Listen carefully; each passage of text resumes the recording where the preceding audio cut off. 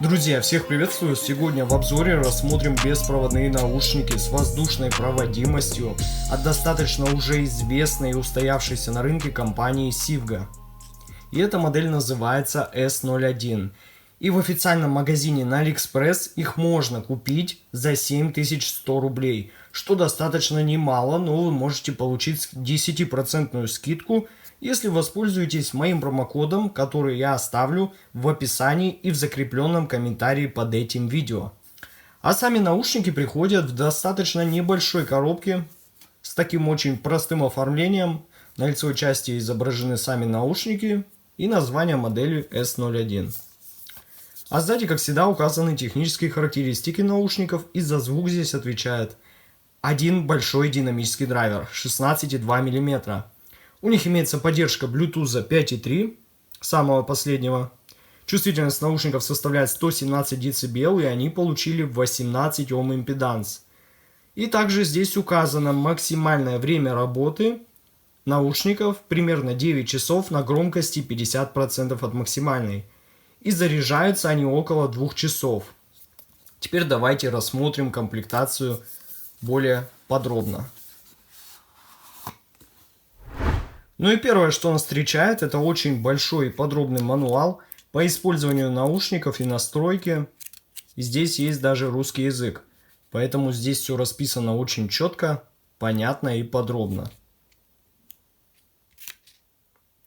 А вот так выглядит этот достаточно хороший и увесистый кейс весом 92 грамма. Здесь имеется надпись Sivga, и у них имеется вот такой белый цветовой индикатор, означающий, что наушники заряжаются. А сзади имеется порт для зарядки USB Type-C вот этим комплектным кабелем. И внутри кейса, что меня особенно порадовало, это наличие цифрового дисплея, который отображает уровень заряда в процентах, собственно, самого кейса, и наушников вот здесь по бокам. И, кстати, кейс поддерживает беспроводную зарядку до 5 Вт. Не быструю, но в целом пойдет. Давайте достану наушники, рассмотрим их. И выглядят они, на мой взгляд, довольно хорошо. Имеют чисто черный такой цвет, который я выбрал. Есть еще бежевый вариант. И выделенную оранжевую кнопку вот здесь. Для управления громкостью, перемоткой, голосовым помощником и все в таком духе. И стоит сказать, что наушники довольно легкие, пластик у них матовый, поэтому отпечатки они не собирают, это я считаю плюс.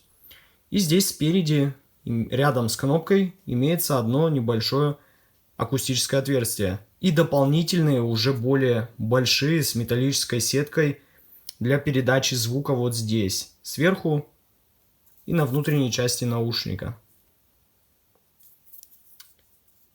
И здесь у них еще имеется маркировка правого и левого наушника. Поэтому, я думаю, без проблем определите, какой наушник перед вами. Но вот что меня еще здесь порадовало, это то, что здесь есть регулировка самих крючков. Я считаю, это действительно важный момент. А именно сила прижатия к вашему уху. Так как, я думаю, вы помните, что я снимал обзор уже на такие наушники с подобным форм-фактором. Назывались они Blackview FireBuds 10 Pro. И вот там была проблема, что на моих ушах они сидели не совсем плотно. А вот эти Sivga можно использовать без проблем. То есть подстраиваем их под себя. И за счет этого я могу сказать, что на ушах они сидят заметно лучше. И очень прямо плотно. То есть посадка тут, наверное, максимально хорошая, насколько это возможно. Так как с ушей они вообще не слетают. В них можно бегать, прыгать, тренироваться вообще без проблем. И именно для этих целей я считаю вот эти наушники более идеальный вариант. Но подключаются наушники к смартфону очень просто. Включаем Bluetooth, открываем вот так кейс, идет подключение и все. Наушники подключились. Имеется у них поддержка HD Audio, то есть кодека AAC. И давайте откроем Player Tidal, чтобы продемонстрировать, как работают наушники. Нажимаем вот эту кнопку. Один раз на правом наушнике это увеличить громкость. Один раз на левом это понизить громкость. А двойное касание на обоих наушниках делает паузу. И далее воспроизведение. Чтобы вызвать голосового помощника, например, Google Ассистента, нужно сразу нажать кнопку 3 раза. Ну, то есть, вот, у меня он не установлен, но он появляется. А еще здесь можно также отклонять и принимать звонки. Достаточно нажать один раз на любом наушнике, чтобы ответить на вызов. А чтобы повесить трубку, нужно будет нажать кнопку и после удержать в течение 2 секунд. Ну, то есть управление у них довольно простое.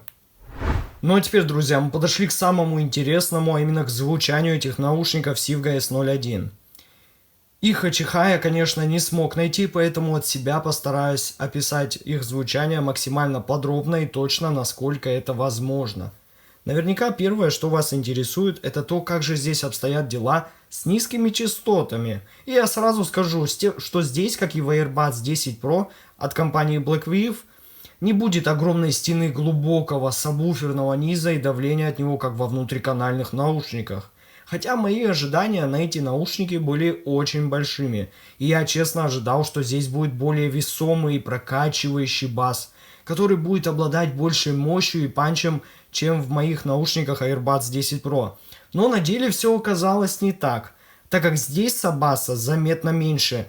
Я специально прогнал тон-генератор, дабы убедиться в этом, и я сразу понял, конечно, в чем проблема. Когда я их подключил и стал слушать, это то, что все, что ниже 80 Гц в этих наушниках, имеет сразу такой ощутимый резкий спад на низких частотах. Я его специально нарисовал вот на этом графике. Это то, как все ощущается в этих наушниках на низких частотах на самом деле. Чтобы вам было проще понять то, как эта область низких частот вот здесь передается. Да, безусловно, AirBuds 10 Pro тоже не являются басхедными наушниками, но глубина саббаса там была получше.